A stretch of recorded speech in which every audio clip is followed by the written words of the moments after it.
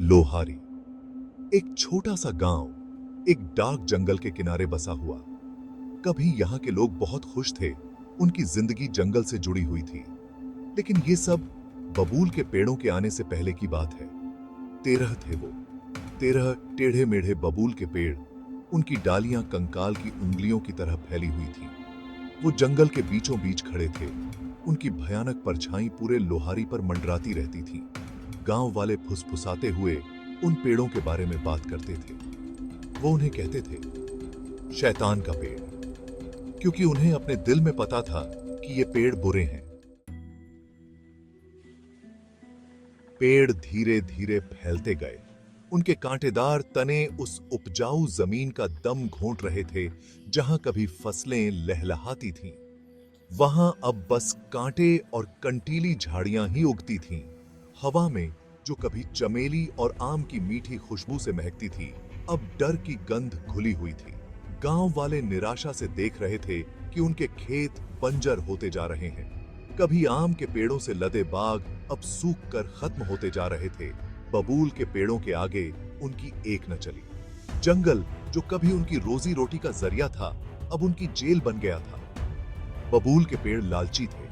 वो अपने इलाके में किसी और पेड़ या पौधे को बर्दाश्त नहीं करते थे। फसल या पौधे लगाने की कोई भी कोशिश का क्रूरता से जवाब मिलता था। बूढ़े राम सिंह, जिनके चेहरे पर चिंता की लकीरें साफ दिखाई देती थीं, उन्हें बबूल के आने से पहले का समय याद था। उन्हें याद था कि कैसे बच्चे खेतों में खेलते थे, कैसे फसल के त्योहारों पर खुशियां मनाई जाती थीं। अब हवा में बस एक खामोशी छाई रहती थी, जो कभी कभार उल्लू के रोने की आवाज से ही टूटती थी। गांव वाले फंस चुके थे। एक तरफ बबूल की भयानक मौजूदगी और दूसरी तरफ अनजान का डर। वो किसान थे, उनकी जिंदगी जमीन से जुड़ी हुई थी, लेकिन जमीन मर रही थी और उनके साथ साथ वो भी। लोहारी के बच्चे कमजोर और बीमार होते जा रहे थे। उनकी आंखें जो कभी चमकती थीं, अब भूख से धुंधली हो गई थीं। बड़े बुजुर्ग गांव छोड़ने की, कहीं और नई जिंदगी की तलाश करने की बात करते थे, लेकिन वो जाते कहां? भूतिया पेड़ों वाले गांव के लोगों को कौन अपने घर में जगह देता? एक दिन एक अजनबी लोहारी आया। वो एक लंबा चौड़ा आदमी था, जिसका चेहरा एक चौड़ी टोपी के नीचे छिपा हुआ था।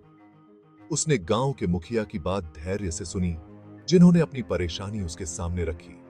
अजनबी ने धीरे से सिर हिलाया। मैंने ऐसी बातें सुनी हैं, उसने कहा। उसकी आवाज भारी और गूंजती हुई थी। इन पेड़ों पर एक शक्तिशाली आत्मा का साया है, एक ऐसी आत्मा जो इंसान के लालच से नाराज है। गांव वाले सुन रहे थे। उनके दिलों में उम्मीद की एक किरण जागी। क्या ये अजनबी, ये बाहरी व्यक्ति, उनकी प्रार्थनाओं का जवाब हो सकता है? क्या यही वो शख्स है जो उन्हें बबूल के श्राप से मुक्त करा सकता है?